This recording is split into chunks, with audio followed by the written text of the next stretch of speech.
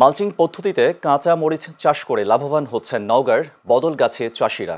দীর্ঘ সময় ফলন এবং সারা বছর চাহিদা থাকায় জনপ্রিয় হয়ে উঠেছে মালচিং পদ্ধতির চাষ। এদিকে ফরিদপুরের মধুখালী উপজেলায় অতিবৃষ্টির কারণে ক্ষতির মুখে পড়েছে মরিচ চাষিরা। প্রতিনিধি খালিদ হোসেন মিলু ও মফিজুর রহমানের পাঠানো তথ্য ও ভিডিও চিত্রে বিস্তারিত ডেস্ক রিপোর্টে।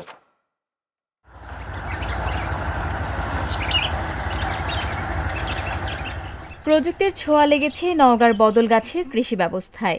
এই উপজেলায় দিন দিন জনপ্রিয় হয়ে উঠছে পরিবেশ বান্ধব মালচিং পদ্ধতিতে সবজি চাষ। এই পদ্ধতিতে কাঁচামরিচ চাষ করে লাভবান হচ্ছেন কৃষকরা। 1400 চারা রোপণ করার পর আজকের বয়স চারার 1 মাস 7 দিন, ফুল কোড়া সবকিছু চলে আসে। প্রায় 30,000 টাকা খরচ হয়ে যাবে আমার। বিক্রি আল্লাহ দিলে যদি হয় তাহলে 1 লাখ টাকা হতে পারে। মোটামুটি ধানের আবাদ ভালো, মানে ফসলও ভালো হয়েছে। কৃষি অফিসারের পরামর্শে লাগাবেন, মানে রোগবালাই থাকবে না, ওষুধ বড়ি কম লাগবে। উপজেলা কৃষি অফিসার কৃষিবিদ শাবাব ফারহান জানান, বদলগাছিতে মালচিং পদ্ধতিতে সবজি চাষ বেশ সাড়া ফেলেছে। এ পদ্ধতিতে লাভবান হওয়ায় আগ্রহ বাড়ছে কৃষকদের।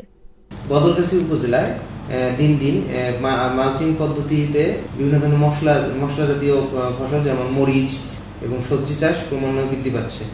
তো যেহেতু মালচিং পদ্ধতিতে প্রয়োগের ফলে সেচের পানির পরিমাণ তুলনামূলক কম লাগে, সেক্ষেত্রে এটি কৃষকদের উৎপাদন খরচও তুলনামূলকভাবে কমায় এবং আমরা আশাবাদী যে দিন দিন আমাদের আরও নতুন যে কৃষি প্রযুক্তিগুলো বদলগাছি উপজেলায় সম্প্রসারণ করা হবে বলে আমরা আশাবাদ ব্যক্ত করছি।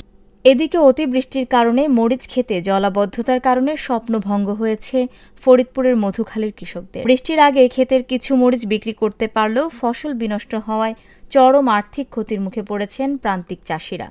আশা নিয়ে মরিচ চাষ করছিলাম, সে আশা হয় নাই। বৃষ্টিতেই অনেক লস হয়ে গেছে।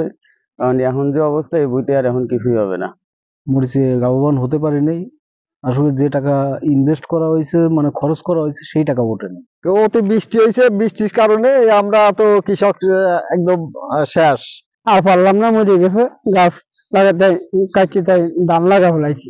উপজেলা কৃষি বিভাগ বলছে, ফরিদপুরের মধুখালী উপজেলার খালকোলা খ্যাত মরিচের সুনাম বহু বছরের।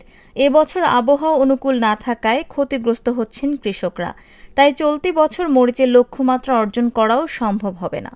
মধুখালীর যে মরিচটা চাষ হয় গ্রীষ্মকালে, এই মরিচটা লোকাল জাত থেকে এসেছে এবং এটা আমাদের কৃষকদের কাছে খালকুলা জাত নামে পরিচিত।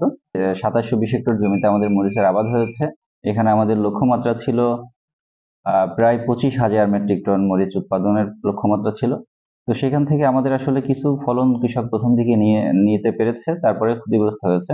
ফলে আমাদের এই কাঙ্ক্ষিত যে লক্ষ্যমাত্রা সেটা আমরা পৌঁছাতে পারবো না। মানে আশা করছি যে এরপরে যেটুকু আছে এটুকু যেন ভালো রাখা যায়, সেই ব্যবস্থায় আমরা আসলে নেওয়ার চেষ্টা করছি।